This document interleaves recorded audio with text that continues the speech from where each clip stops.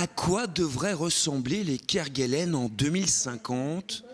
Pendant un an, les étudiants en deuxième année ingénieurs de l'Isérois ont planché sur la rénovation de la base de Port-au-Français.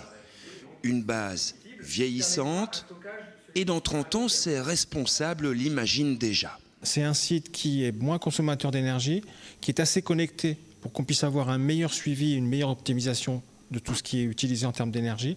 Et puis c'est un résident qui est totalement engagé dans cette démarche parce qu'il en est convaincu à la fois sur son mode de consommation d'énergie, à la fois sur son alimentation et également sur ses déplacements. Parmi les 4 projets présentés, tous évoquent une transition écologique ou encore le bien-être de l'hivernant. Les étudiants ont même imaginé des alvéoles pour loger sa population.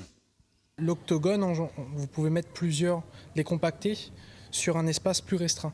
Et du coup, on gagne en quoi ? On gagne en espace, en énergie et en surface aussi verticale. Je pense que ce sera une base qui sera efficiente, donc sur tout ce que vous avez cité, c'est-à-dire au niveau énergétique, au niveau de production des aliments, que ce sera fait localement.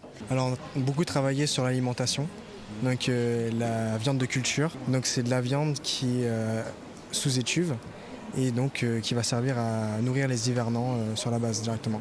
3 fois plus grande que la Réunion, aussi vaste que la Corse, les Kerguelen accueillent aujourd'hui une trentaine de bâtiments posés sobrement.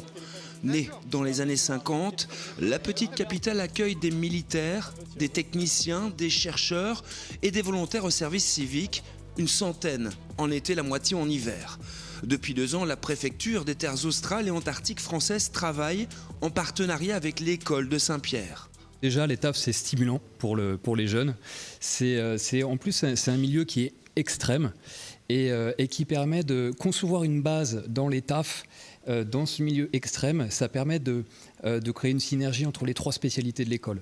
Et ça, c'est très particulier à ce milieu, avoir des bâtiments qui résistent à des conditions extrêmes, un système énergétique qui soit autonome, une alimentation qui soit autonome et une manière de communiquer. Moins de consommation d'énergie, plus de connexion, sous l'œil placide des seuls résidents permanents de ces terres du bout du monde.